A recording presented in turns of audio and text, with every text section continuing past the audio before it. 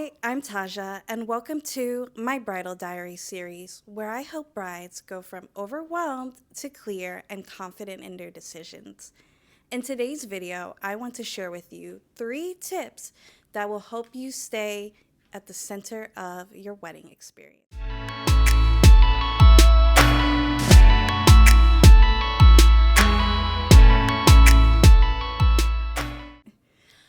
Please be sure to like and subscribe if you like these kind of videos. I really want to make sure that the content I create really helps you. The truth is, it's your wedding. And when I first started wedding planning, I felt extremely overwhelmed. There was pressure from guests, there was family drama, and it was just so much decision fatigue. And it took me really long to realize that as much as I wanted to involve everyone in wedding planning, it's not a group project. The wedding is supposed to be about you and your partner, which brings me to my first tip.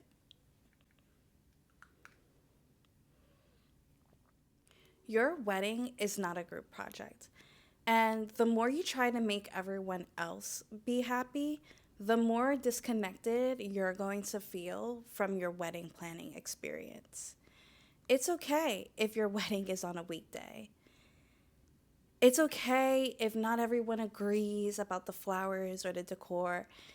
It's okay if not everyone can make it. You can be considerate and consider people without censoring them. Your wedding day is supposed to be about you and your partner. Stepping into a long term commitment with your partner is so exciting. And yet, no one really prepares us for how to juggle it all, right? Like, we have our careers, our health, our relationships with friends and family, and it just becomes so much, especially with wedding planning feeling like a part time job. I don't know, if you're anything like me, the first thing you probably went and did was go to Pinterest and start looking up, wedding inspiration, and you start seeing all of the aesthetic mood boards and fun wedding touches like the pizza boxes, the champagne towers, the lace veils, the umbrellas, the fireworks and sparklers for the exit. Like, there's so many cool and fun, exciting things that you can add to your wedding. But the thing is that I find really important is that it needs to feel like you. It needs to feel like you and your partner. It's not a brand event. It's not I mean, it is a big party.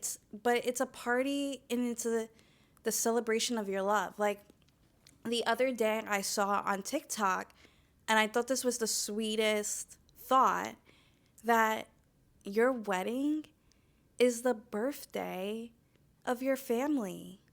How beautiful is that? Because you and your partner are now creating your own family and own legacy.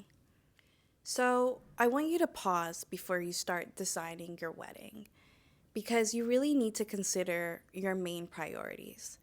Because if it doesn't feel like you shouldn't do it. Which brings me to tip number 2. My advice is to focus on who you both are as a couple and find ways to incorporate meaningful moments that bring the both of you together. So, for my husband and I, we love desserts, and we decided to make our welcome party a chocolate party. And it's so funny because growing up, my mom used to take me to these chocolate shows in Manhattan, and they would have these chocolate towers and all types of chocolate.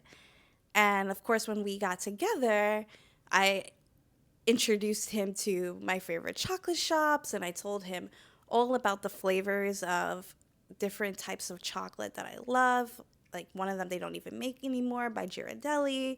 Super upset about it. And that evolved in us to finding our favorite dessert shops like Martha's Country Bakery. And when we came to planning our wedding, we figured out, we sat down and we said, how can we incorporate our love for sweets and treats and bring it to our guests? And so we created a Love is Sweet welcome party. Another example of this is that my husband's dad participates in the Dominican parade, and he creates these Diablo Coelho mask, traditional like cultural mask. And instead of like the traditional groomsmen gift, which can be like a shot glass or like, the duffel bags, they decided to be very creative and create the different. So they decided to be creative and gift each of the groomsmen these masks with the colors of their national flags. So each of the groomsmen happened to be from different places, whether it was like Nigeria or Spain. And so his dad painted each of those traditional masks and the color representing their country. And it just took like that groomsman's gift and that token of appreciation to another level. So these are just two examples of what I mean of adding personal touches to your wedding so that it actually feels like you. Not something that's just trendy online or something that you see on Pinterest, but actually elements of maybe who you are as a person, maybe elements of your family, maybe like elements of future traditions. Like you really want to include these personal touches that actually feel like you and your partner. Okay, this is my favorite tip. Someone is going to call you a bridezilla. Tip number 3, decide the kind of bride you're going to be. You will feel less stressed and way more confident as the bride if you act calm versus overwhelmed, present versus controlling, and confident versus second guessing. Bridal era energy is created in your mindset. I just focused on me and him, our story, our love, and the fact that this day was the beginning day of our next chapter. Your wedding is supposed to be one of the most beautiful days of your life, not the most stressful. As a recap, stop planning a wedding for everyone else and start creating the wedding that feels like you. If you're a 2026 or 2027 bride, drop a heart in the comments below and let me know if this video was helpful. I had fun and I really want to be there for you as you go through this process.